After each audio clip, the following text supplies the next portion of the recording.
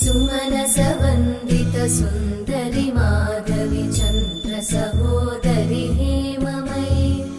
मुनिगणवन्दित मोक्षप्रदायिनि मञ्जुळभाषिणि वेदनुते